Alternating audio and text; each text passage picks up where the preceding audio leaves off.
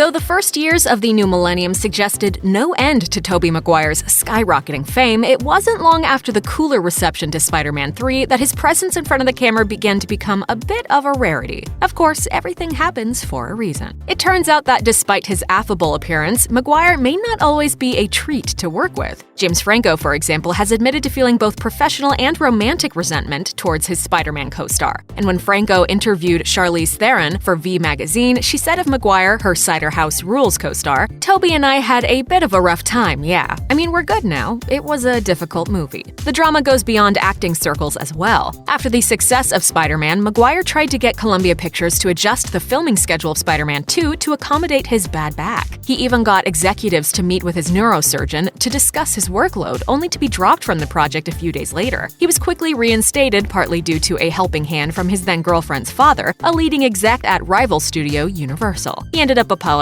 referring to his own attitude as inappropriate.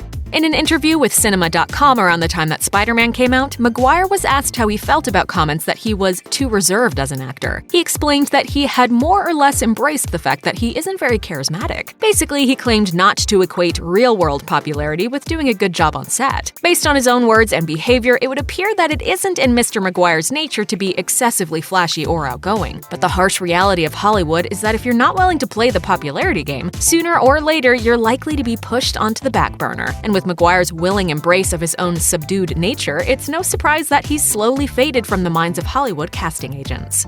Despite launching Maguire to fame, the Spider-Man flicks may have also had a bit of a negative effect on his career trajectory. While all three films were box office smashes, the series ended on what was pretty universally considered the worst of the trilogy. The project had a lot of factors stacked against it, and even director Sam Raimi was disenchanted with the final project. Shortly after the sour critical and fan response, talks between Raimi and Sony about a fourth installment fell through. Needless to say, ending your tenure as an iconic character with a movie so unpopular it seemingly kills a franchise tends to undo some of the goodwill of a strong beginning. It's no surprise that the whole scenario took a bit of the luster off of the Marvel star power that initially did so much to fuel Maguire's career. There's someone else.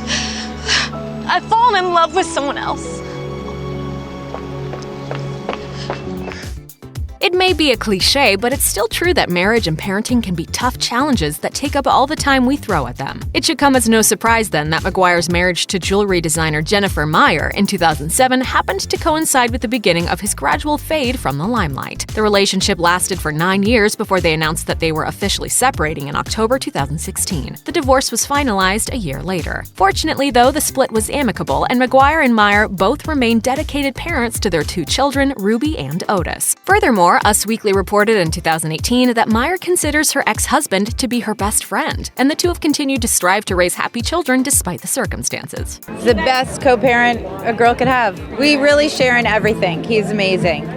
He's the greatest dad in the world, so he makes it very easy. When he's not tending to his family duties, Maguire is still first and foremost an entertainer. While earlier in his career that primarily meant acting, recently he's begun to spin off in a different direction, as a producer. Interestingly, it's through this shift that Maguire seems to have found the ideal way to truly express his passions. Again, the man isn't an attention hog. Thus, it's only natural that when his fame and fortune reached a certain point, he attempted to move out of the spotlight without dropping his passion for cinema altogether. He's produced a few minor successes like Rock of Ages, Pawn Sacrifice, and The Fifth Wave. But while most of his movies have been decently produced, they were decidedly not box office successes. This is fine for a hobbyist focused on a passion project, but a list of duds and semi-successes won't go far in helping an ambitious actor muscle his way back into the limelight.